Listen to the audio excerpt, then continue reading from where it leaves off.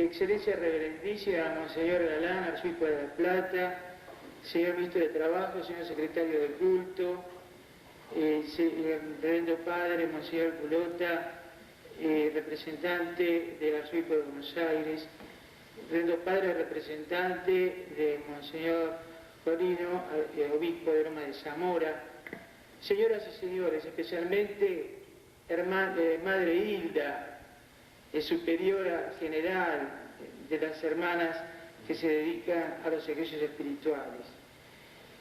Ante todo, quiero decir algo, voy a tratar de ser lo más sintético posible. ¿Por qué razón? Porque hemos recibido el postre antes que la sopa. O sea, lo que ha dicho el Padre realmente es central. Es central no solamente por su significación, sino porque además se está adelantando a todo un trabajo de investigación que él ha hecho y que realmente creo que corresponde y le hace el mérito a la Madre Antula en estos 200 años en que en el Buenos Aires de entonces se le rindió el primer homenaje póstumo. Pero yo, antes de pasar a cuestiones jurídicas que van a ser muy sintéticas, no los voy a aburrir con cuestiones juridicistas, menos después de haber escuchado toda este relato histórico tan precioso y tan pormenorizado de la Madre, quiero sí empezar con lo que dice su Santidad Juan Pablo II, en una carta, en un mensaje del Santo Padre, con motivo de la Jornada Mundial de la Juventud, de la número 15, que se celebrará en Roma el año próximo. ¿Qué dice el Papa? El Papa se dirige a los jóvenes, pero atrás de los jóvenes también se dirige a nosotros. Dice: queridos jóvenes, tened la santa ambición de ser santos, como Él es santo. Me preguntaréis, ¿pero hoy es posible ser santos? Si solo contase con las fuerzas humanas, tal empresa sería sin duda imposible. Aunque todo lo podemos en aquel que es nuestro Redentor. Jóvenes de todos los continentes, no tengáis miedo de ser los santos del nuevo milenio. El Señor os quiere apóstoles, intrépidos de su Evangelio y constructores de la nueva humanidad. Realmente, es eso lo que hizo la Madre Antonia de la Paz y Figueroa, o sea, la Madre San José, como nos llamaban, como acabamos de escuchar. Quiso hacer una nueva humanidad en esa Buenos Aires de entonces. Y ahora, desde el año 1905, como lo acaba de decir muy bien aquí el Padre Sáenz, la Comunidad de Buenos Aires, a través de sus obispos, se ha preocupado en que ese deseo de venerar a la Madre María Antonia en los altares sea una realidad. Por eso se comenzó el proceso en el año 1905, aquí en Buenos Aires, pero antes quiero leerles algo que es de previa y especial consideración para no perder el encuadre de lo que vamos a leer. Las normas de la Congregación para la Causa de los Santos, que es la que completa la Constitución Apostólica correspondiente y que fue sancionada la Constitución Apostólica el 25 de enero de 1983, las normas en el punto número 36 dicen lo siguiente: se prohíben las solemnidades o panegíricos en las iglesias acerca de los siervos de Dios cuya santidad de vida está aún sometida a legítimo examen. Y aún fuera de las iglesias hay que abstenerse de cualquier acto que pueda inducir a los fieles a la falsa idea de que la investigación hecha por el obispo sobre la vida y virtudes o el martirio del siervo de Dios lleva consigo la certidumbre de su futura canonización. Esto es muy importante tenerlo en cuenta, porque este acto no pretende presionar, sino pretende homenajear, pretende destacar virtudes, pretende informar y pretende, en definitiva, hacer una justicia social pública, también religiosa, pero de ninguna manera es un antecedente para que la Iglesia se pronuncie respecto de la santidad. ¿Por qué? Porque todos estamos convocados a la santidad. Todos estamos convocados a la santidad. Puede haber alguna cosa que en algún momento, por alguna razón, y en el estudio que se hace, en el proceso, la Iglesia considera de que es conveniente que esa persona, no obstante sus méritos, permanezca en una veneración y en un realce más bien privado. Por eso nosotros tenemos que decir esto, porque desde el punto de vista jurídico estaríamos haciendo algo que la Iglesia no quiere. Y nosotros sí queremos que la Madre Antula pueda llegar a los altares, pero que llegue por el camino que la Iglesia quiere. La segunda consideración que quiero hacer es que, ¿para qué estamos acá también? Dice el número 5 de la Constitución, dice, la investigación de supuestos milagros debe hacerse separadamente de la investigación de las virtudes o del martirio. Y luego, también sobre los milagros, el número 12 dice, para el examen de las curaciones propuestas como milagros, hay en la Sagrada Congregación un grupo de peritos en medicina. Se refiere a la Congregación para la Causa de los Santos que está en Roma. ¿Esto por qué? Porque también nosotros acá estamos para movilizarnos interiormente a los efectos de peticionar a través de la oración a Dios que lleve a los altares a la Madre Antula. O sea, es una oración que hacemos a Dios. Y también nos encomendamos para que el Señor se revele a través de hechos extraordinarios, si a Él le place, a través de la Madre Antula, pero siguiendo los caminos que quiere la Iglesia, siempre con la Iglesia, nunca en contra de lo que la Iglesia dice, a pesar de que nosotros en este momento quisiéramos estar venerando ya a la Madre Antula en los altares. Entonces, eso por una parte. Por la otra, el proceso realizado a principios de siglo es instaurado aquí en Buenos Aires por el excelentísimo y reverendísimo señor arzobispo, Monseñor Doctor Mariano Antonio Espinosa, y se hace sobre la fama y opinión de santidad y virtudes y milagros de la sierva de Dios, María Antonia de la Paz o de San José, natural de Santiago del Estero en la República Argentina y fundadora de la Casa de Ejercicio, fallecida en Buenos Aires el 7 de marzo de 1799. El expediente comienza en Buenos Aires el 19 de octubre de 1905 y se extiende hasta el 27 de julio de 1906, hecho por el canónigo arcedián de la Santa Iglesia Catedral Metropolitana, don Marcos Escurra, nombrado para efectuarlo por el excelentísimo señor arzobispo, junto con el notario, que en ese entonces obró como notario el presbítero, don Francisco Rodríguez Abellón. Aceptan sus cargos bajo juramento de fiel desempeño y con todas las reservas necesarias sobre la veracidad y el silencio debido a las causas. Previamente se efectuó la solicitud de la causa, o sea, la introducción de la causa en Roma, ante la Sagrada Congregación de Ritos, de la causa de beatificación de la Madre María Antonia. Lo que acababa de decir el padre, que luego Roma, en el año 1917, introduce ya oficialmente la causa. Pero antes hay toda una investigación que se hizo en Buenos Aires. Bueno, acá yo no voy a extenderme que quiénes son los que declaran como testigos en esa primera causa. Eso sí podríamos nosotros comentarlo, pero son 60 exposiciones.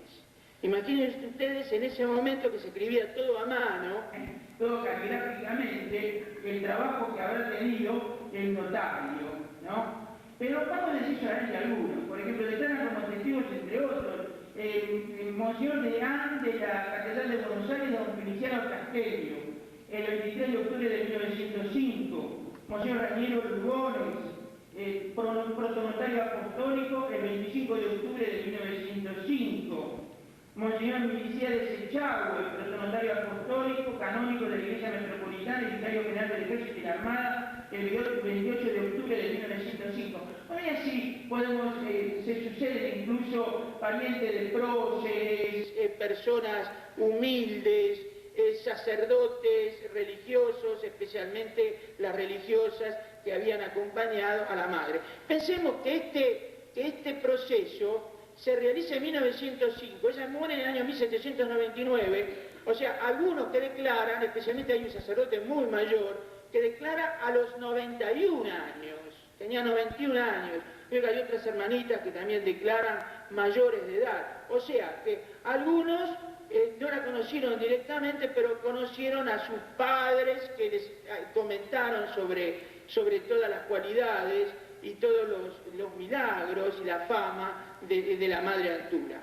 Bueno, eso aquí corto toda esta parte, como ustedes verán, es bastante extensa, del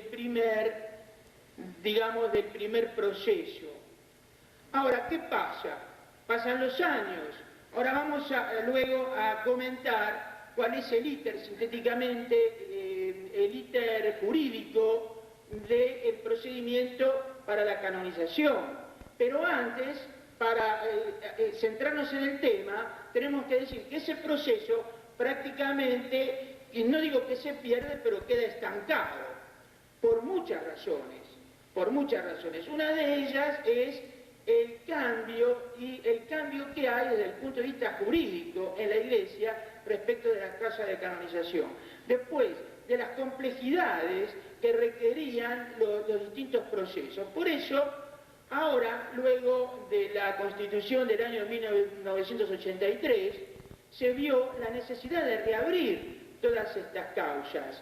Pero la Constitución y las normas correspondientes establecen que para estas causas que ya habían sido comenzadas, también se incluyan lo que podemos llamar nosotros un proceso histórico, no solamente un proceso testimonial, un proceso de testigos, ¿no? Sino la intervención de peritos, historiadores, que estudien la documentación correspondiente, y entonces se vuelve a hacer aquí en Buenos Aires nuevamente el proceso correspondiente, de acuerdo con esta nueva Constitución del 83. Entonces, la postuladora general de esta causa en Roma es la doctora Silvia Correale, ¿no? Y acá como vicepostuladores actúan la reverenda Madre General, la que está aquí presente, Hilda Rosa Ledesma, y luego también como vicepostulador el presbítero Ignacio Pérez del Viso, sacerdote jesuita, que actúan como vicepostuladores aquí en Buenos Aires. La Sagrada Congregación para la Causa de los Santos solicitó la iniciación de un nuevo proceso para completar el anterior sobre la fama de santidad. ¿Y esto por qué? Esto hay que dejarlo bien claro, o sea, pensemos que no hay testigos directos. Entonces, ¿qué tenemos? Dos cosas tenemos. Tenemos la fama de santidad de la Madre Antula, y luego tenemos los escritos que se conservan, que son pocos. ¿Por qué? Porque ya el padre lo refirió recién, los originales que fueron guardados en la Curia Metropolitana en su momento, porque siempre los originales de los procesos de canonización tienen que quedar en la Curia, y van a Roma las copias. Aquí el 16 de junio del año 1955, ustedes saben que lamentablemente se quemaron. Y entonces nos hemos quedado sin esa documentación, pero sí con las copias y con las copias certificadas correspondientes, fehacientemente por los notarios de la época. Quiere decir que eso actúa. Ahora, entonces, ¿qué es lo que se averigua aquí en Buenos Aires? Ante todo, se constituye el tribunal, que todavía está actuando en este momento. El tribunal está formado por el juez delegado del señor arzobispo de Buenos Aires, el reverendo padre Luis Glinka, de la Orden de los Frailes Menores, que no está presente. ¿Por qué? Porque es muy importante la ausencia del padre Glinka. porque nosotros tenemos obligación de guardar secreto, especialmente el juez delegado, respecto de este proceso que se está realizando.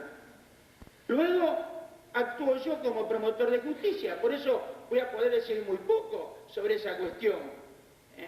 El padre Mateo Krupski, también de la Orden de los Frailes Menores, actúa como notario, y como copista el señor Gerardo Javier Di Facio, que ha colaborado muchísimo. Pues realmente aquí hacemos un homenaje a la reverenda Madre Hilda por todo lo que se han ocupado para reunir el material, un trabajo ímprobo, llamar a nuevos testigos, para, por supuesto, siempre tener en cuenta el tema de la fama de santidad.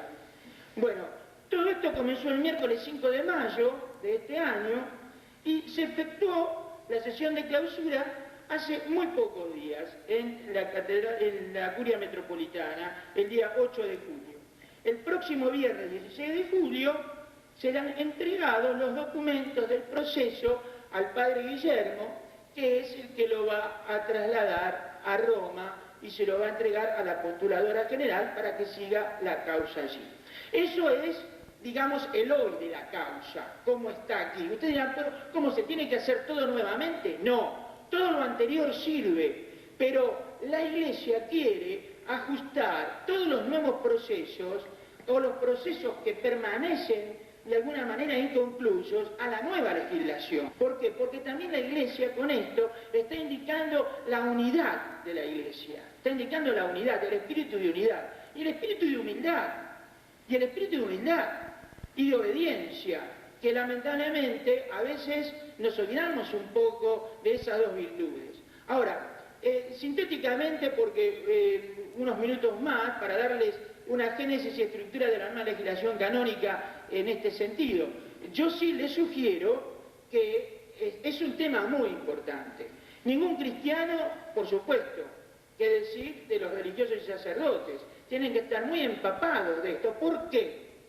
¿Por qué? Porque esta legislación no es teoría para nosotros, no es algo absolutamente jurídico o una mentalidad juridicista para que quede ahí en un esquema, en un rincón, en un sector. No, interesa a la santidad de la Iglesia. Nosotros no nos quedamos en lo jurídico por lo jurídico, sino a través de lo jurídico se indaga sobre las virtudes o sobre el martirio de la persona. Y entonces es importante averiguar si hay algún obstáculo, alguna índole. ¿Por qué? Porque es la Iglesia, a través del Santo Padre, que propone como modelo de santidad, como modelo de perfección a las personas. Y entonces tiene que estar absolutamente segura de que eso que hace es real, es verdadero. La revisión del Código de Derecho Canónico, auspiciada por los padres del Concilio Ecuménico Vaticano II, no podía no referirse también a la legislación relativa a las causas de beatificación y canonización. Más todavía, un procedimiento de actualización en esta materia se había iniciado aún antes del concilio y después de varias intervenciones sectoriales fue concluido con la promulgación de la Constitución Apostólica Divinus Perfectionis Magister del 25 de enero de 1983. Entonces, hay un antiguo procedimiento.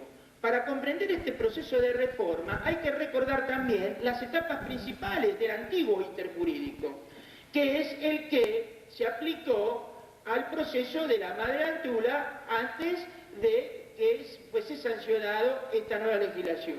La Santa Sede no solía proceder a la instrucción de una causa, sino después de repetidas instancias de las iglesias particulares. Hay insistencia, por eso más de uno de ustedes les habrá llamado la atención. ¿Cómo puede ser? La Madre tiene tanta fama de santidad, se la conoce por todo el mundo, como lo dijo aquí muy bien el Padre Sáenz. Muere en el año 1799 y recién en el año 1905 pasa algo. ¿Y qué ocurrió durante todo ese tiempo? No es que no haya ocurrido nada, ocurrió. O sea, ocurrieron averiguaciones, indagaciones, intervenciones, pedidos, porque la Iglesia no actuaba inmediatamente, sino que con mucha, no lentitud, sino con mucha formalidad, por la seriedad del asunto. Entonces se instruye el proceso informativo sobre la fama de santidad y del martirio.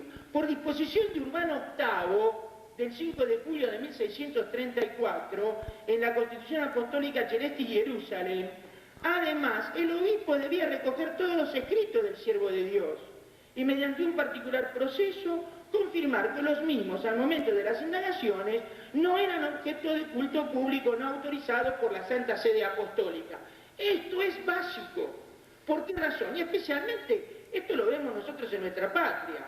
Gente muy sencilla, de buen corazón, con buenísimas intenciones, pero lamentablemente sabemos que se arman, aparecen distintos cultos, cuando recorremos la República Argentina vemos por ahí botellitas de agua, crucecitas, florcitas, digamos, velas, etcétera, encendidas, y yo aquí no voy a nombrar todo lo que ustedes conocen realmente porque sería absolutamente, digamos, redundante, ¿no? Pero ustedes ya saben muy bien a qué personajes yo me estoy refiriendo en este sentido. Bueno, la Madre Antula no está en ese nivel, no porque nosotros queramos despreciar a nuestros hermanos que han actuado también bien posiblemente, sino ¿por qué? Porque aquí nosotros estamos actuando con la seriedad que impone la Iglesia Católica a los procedimientos de canonización. O sea, sí que es el sentir, que es la voz de la Iglesia, que es la voz del pueblo, pero atención, luego el estudio pormenorizado, atención, después el estudio hagiográfico bien particularizado, pero atención, la intervención de la congregación respectiva, y luego lo que diga el romano pontífice. Porque todos pueden decir que sí, pero si el Papa en su corazón no está seguro y no dice nada, o dice no, es no. Eso es importante. Por eso en este caso tenemos que ser cautelosos. Y hay que, por un lado, solicitarnos milagros, tratar de pedir intercesiones. Pero en este momento, por ejemplo, yo hablé con miembros del tribunal esta mañana sobre este tema y todos están muy de acuerdo en pedirnos todos a nosotros mismos. No digo pedirles a ustedes, sino pedir que nosotros pidamos, todos, pedir todos. ¿Qué cosa? Oración.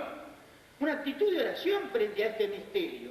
Es un misterio que se realiza en este momento en nuestra patria. Estamos, fíjense, a meses de la canonización del primer santo argentino, en el mes de noviembre, Héctor Valdivielso Sáez, el hermano Benito de Jesús, de la Salle, que nació aquí, fue bautizado en la iglesia San Nicolás de Bari cuando estaba donde hoy está el obelisco, y murió en España, con motivo de la Guerra Civil Española, y es beato argentino y ahora va a ser canonizado. Y en la Argentina, en Buenos Aires y en San Martín de los Andes viven sus sobrinos directos. Quiere decir que nosotros estamos conviviendo con parientes directos de santos, nuestros santos. Y la Madre Antula es uno de ellos. Pero tenemos que tratar de que con estas cosas se cumplan todos estos procedimientos. Ahora, una vez que se introducía la causa, se examinaba la cuestión de la observancia de los decretos de Urbano VIII sobre el no culto. A ver, ¿qué pasa? ¿Se realizó el culto o no? Y esto es lo que se nos pide ahora también. ¿Qué pasa con la Madre María Antonia? ¿Se le rinde culto? Y nosotros sabemos que no. Lo que se le rinde son homenajes, son relevancias. La destacamos, ¿no? Pero no le rendimos culto. ¿Por qué? Porque todavía la Iglesia no se pronunció. Y entonces su tumba, y el padre párroco aquí y lo puede decir muy bien, es objeto de recordatorios, de misas, de plegarias, pero no de culto. ¿Por qué? Porque la Iglesia no quiere eso. Y el Papa Urbano VIII lo mandó, y eso se mantiene en la nueva Constitución Apostólica. Después, por lo tanto, la congregación autorizaba la instrucción del proceso apostólico, sea sobre la fama de santidad in genere, o sea, en general, como sobre las virtudes en especie, o sobre el martirio del siervo de Dios, sin dejar de tratar también sobre los milagros atribuidos a su intercesión. Bueno, esto es otro tema, que daría para mucho, el tema de los milagros. O sea, una cosa es el proceso para la fama de santidad, o sea, virtudes, martirio, fama de santidad. Esa es una cuestión. La otra cuestión es el proceso sobre los milagros, que hay que hacer un proceso particular, donde se tiene que estudiar allí realmente la procedencia del milagro, la intervención de peritos, especialistas, etcétera. Se arma un tribunal exactamente como lo hemos nosotros mencionado aquí, especialmente como para las virtudes o el martirio, y luego va a Roma donde también allí es nuevamente considerado por peritos especializados. Quiere decir que la Iglesia no acepta hechos casuales como milagros. Tiene que estar probado que es un hecho absolutamente fuera de lo normal para que la Iglesia declare que eso que se realizó es un milagro. Yo no me voy a saltear todas las primeras tentativas de actualización para no, porque quiero llegar dentro de 2 minutos y terminar y no aburrirlos, pero fíjense, el Papa Pío XI, viendo todo esto que estaba ocurriendo, ¿no?, para remediarse a la deficiencia del método y la estructura del dicasterio competente, con el motu propio, fíjense cómo se llama el motu propio, es del 6 de febrero de 1930, ya da qualche tempo, o sea, ya de hace tiempo, o sea que el Papa, como padre común, como padre bueno, veía la necesidad de actualizar realmente esta legislación que, si bien aseguraba un montón de cosas, no digo que entorpecía, pero dificultaba muchísimo, especialmente la recolección de datos. Y entonces instituyó en el seno de la Sagrada Congregación de Ritos una sección histórica que tuvo como cometido aportar una eficaz contribución para el tratamiento de las causas históricas de los siervos de Dios. Esto es, de aquellos para los cuales, tratándose de la vida, de las virtudes del martirio del antiguo culto, no se puede recabar testimonios contemporáneos debidamente recogidos en tiempo oportuno. Y aquí le quiero decir una cosa para información. ¿Cuándo una causa es histórica? Una causa es histórica cuando pasó 30 años. O sea, una persona en este momento, no tenemos elementos de juicio directos, y entonces pasa a ser histórica. En general, la Iglesia estima que a partir de los 30 años, porque la Iglesia pone más o menos una fecha, ¿no?, para ayudar a la gente. O sea, si no hay una relación directa con la persona, la causa deviene histórica. La Iglesia estima que si no se inició la causa en 30 años, se tienen que dar razones válidas por las cuales no se introdujo la causa de canonización. Si fue por negligencia, etcétera, etcétera. Por el contrario, no la introduce. O sea que no la introduce antes de los 5 años. Y luego tiene muchos recaudos de introducirla después de los 30. Esto en este momento. Ahora, ustedes se dan cuenta que la causa de la Madre Antula está fuera de este esquema, porque se había comenzado en el año 1905. Entonces, acá se aplica la Constitución del año 1983 a partir de los requerimientos de la Congregación para actualizar la cuestión esta. El mismo pontífice hizo publicar, Pío XI, después de la misma Sagrada Congregación de Rito, las normes servanda in construendis processibus ordinaris super causis historicis, o sea, sobre las causas históricas. Esto es el 4 de enero de 1939. Sintéticamente, todo esto, ¿dónde va a ir a parar después? Toda esta legislación de Pío XI va a ser recetada por los pontífices posteriores, especialmente por Pablo VI, y sacan una nueva legislación que tiene muy poca vigencia, es el motu proprio Sanctitas Clarior del 19 de marzo de 1969, que fue dispuesto el único proceso condicional que el obispo diocesano debía instruir previa autorización de la Santa Sede. Y aquí sí cambia absolutamente la cuestión. ¿Por qué razón?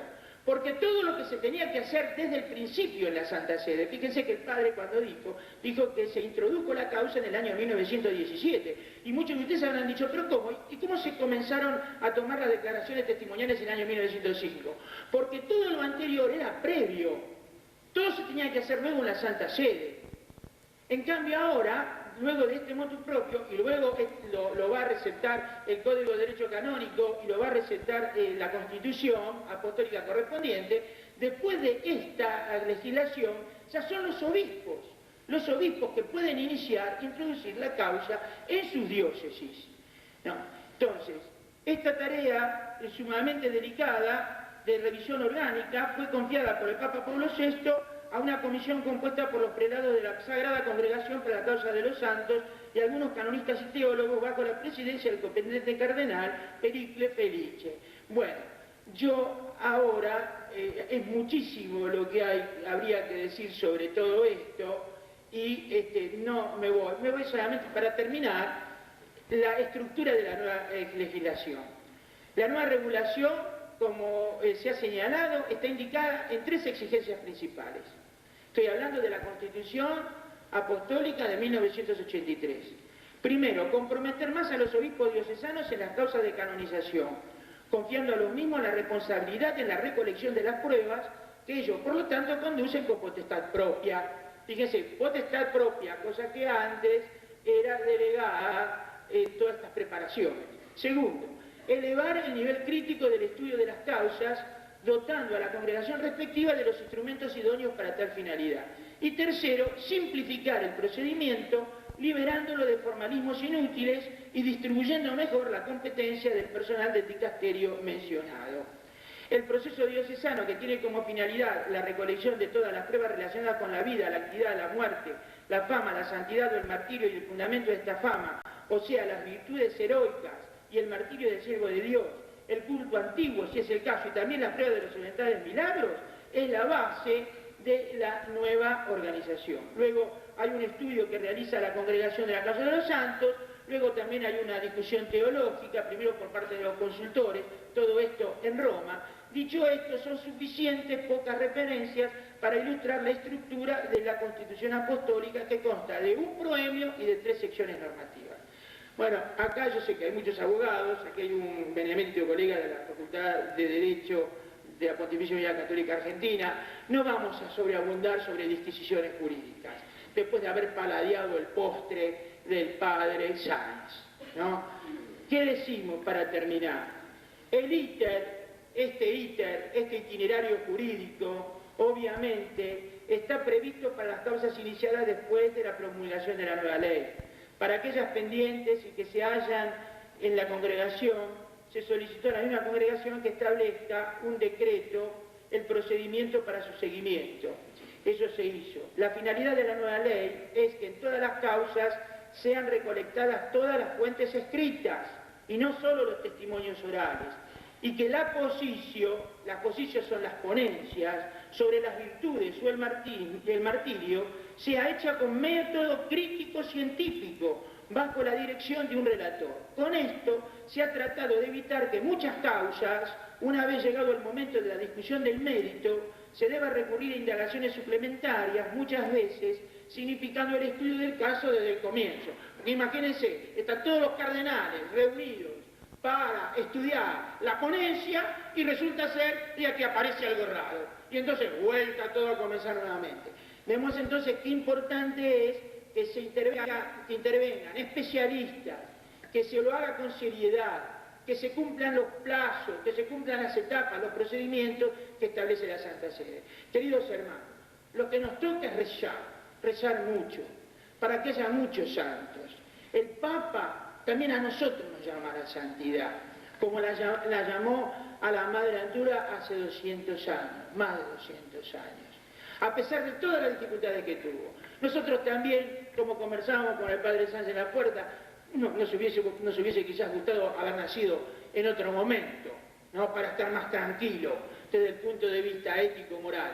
Pero el Señor ha querido que nosotros viviésemos en este momento.